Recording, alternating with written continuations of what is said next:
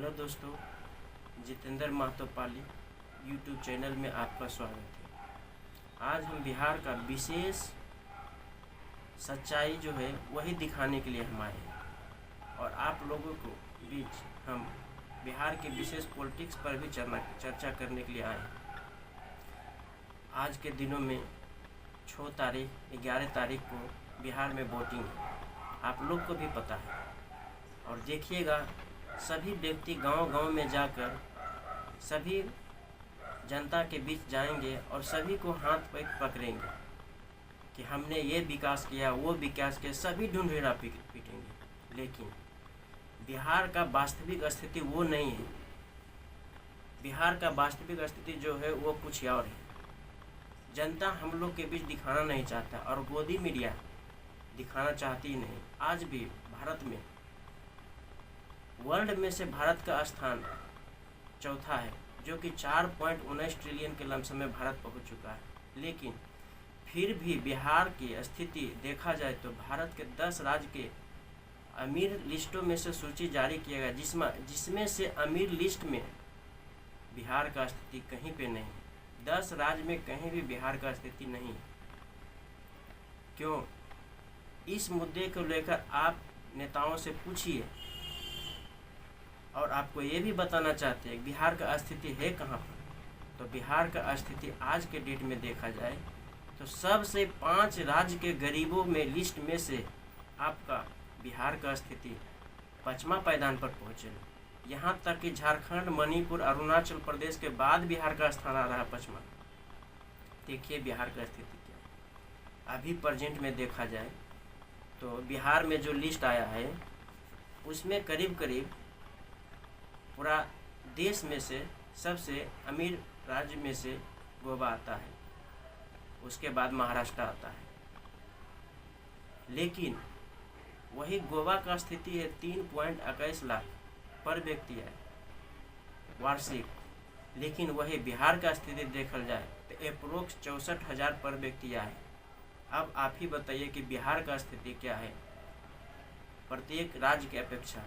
लेकिन फिर भी आपको नेता इस बात को लेकर आपको जानने के लिए नहीं देंगे, क्योंकि उसके पास पावर है, पैसा है, गोदी मीडिया है, सब चीज़ को प्रचार करेंगे। लेकिन हम आपसे यही विनती करते हैं कि अभी जो भी नेता आपके द्वार में आएंगे तो आप उनसे पूछिए कि नेताजी, आपको हम 20 वर्ष टाइम दिए, एनडीए के सरकार बिहार में 20 साल था जी।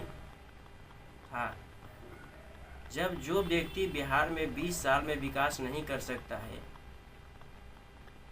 वो क्या आप ये इससे आशा कर रहे सकते हैं कि 5 साल में वो व्यक्ति 1 करोड़ नौकरी दे के समझिए कि पूरा बिहार का फर्स्ट स्थान पर लेके चल जाएगा?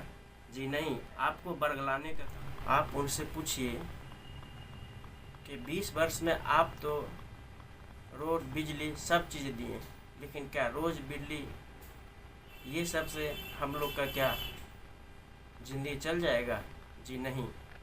रोड, बिजली ये सब एक मानव का उपयोगिता का साधन है, जो कि हम लोग का ज़रूरी हो, कोई भी व्यक्ति हो, सभी के लिए उपयोगी चीज़ है।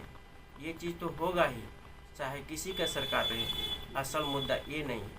असल मुद्दा ये है कि बिहार में पलायन को कैसे दूर किया जाए। इस मुद्दा से आप जवाब मांगे किसी भी व्यक्ति को, कोई भी पक्ष हो, विपक्ष हो, इस मुद्दा से आप उनसे बात करिए और उनसे पलायन की ही बात कीजिए। क्योंकि आज का सबसे बड़का अगर कैंसर का रूप लिया है तो पलायन लिया है। पलायन आज हमारे इंडिया में एक कैंसर से भी बढ़कर खतरनाक बीमारी पकड़ चुका है। उसमें भी तो बिहार सबसे ज़्यादा अव्वल में से, बेरोजगारी में से। कहीं पर आप चली जाइए, कोई भी कोना में चलिए, आज का डेट में भर भर का ट्रेंड समझिए कि बिहार से मजदूरी करने के लिए लोग जा रहा है। लेकिन सरकार का इस पर कोई ध्यान नहीं है। सरकार सिर्फ अपना बाल बच्चा, अपना परिवार को पेट भरने का कोशिश कर रहा है बस। आज के डेट में देखा गया कि बिहार में एक व्यक्ति का ठीक से 64 से 65,000 इनकम है सालाना। बताइए क्या बिहार विकास कर गया? हम ये आपसे पूछना चाह रहे हैं। जी नहीं।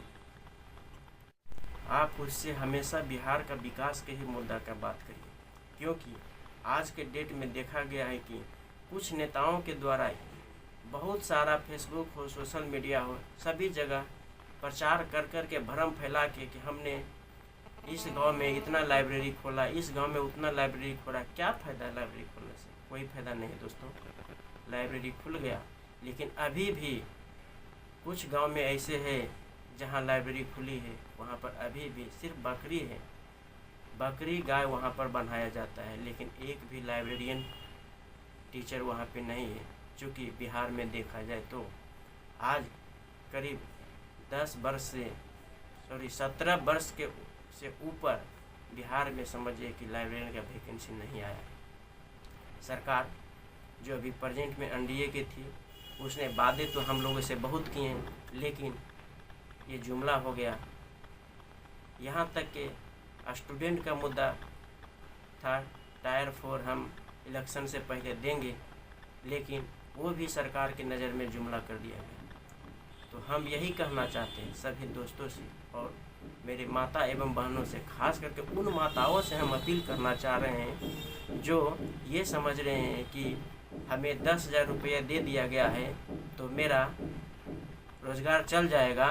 तो आप लोग का सोचना बिल्कुल उचित नहीं है, क्योंकि ये 10,000 रुपया से आपका कभी भी गरीबी दूर नहीं हो सकता है। आज छठ के पहले आपका बाल बच्चा सभी बाहर से घर आया, वही बोरी में भर भर के, वही ट्रेन में भर भर के, वही बाथरूम में बैठ के, लेकिन क्या उस बच्चे से कभी ये आपने पूछे कि आप कैसे आए, कैसे 2 रुपया कमाते? जी नहीं। आप उनसे पूछिए और ये जानने कि आप 10,000 रुपया के मजदूरी के लिए आप कितने घंटे काम करते हैं। क्या आपको लगता है कि 10,000 रुपया से आपका घर का स्थिति सुधर पाएगी? जी नहीं, हमें तो बिल्कुल नहीं लगता कि 10,000 रुपया से घर का स्थिति सुधर पाएगी और हम कोई भी ऐसा चीज़ हो जो जिससे हम रोज़गार कर पाएंगे। आपका बाल बच्चा रोड पर लाठी से मार खाता है इस एनडीए के सरकार में, और आज के डेट में युवा भी परदेश जाता है, वो भी वहाँ पर गाली सुनता है। किसान को तो कोई कहने की ही बात नहीं है, वो भी बेचारा वही दशा है। क्या किया जाए? इस पर आप लोग विशेष रूप से समझिए कि इस बार बहुत सोच समझ के वोटिंग करिए। माताओं बहनों से हमें शुक्रगुजारिश है कि इस बार एक अच्छी सरकार चुनिए और बिहार को तरक्की में आप विशेष योगदान दीजिए। इसके लिए हम आप लोग को सदा आभार व्यक्त करते हैं। Thank you. मिलते हैं अगले वीडियो के साथ। धन्यवाद।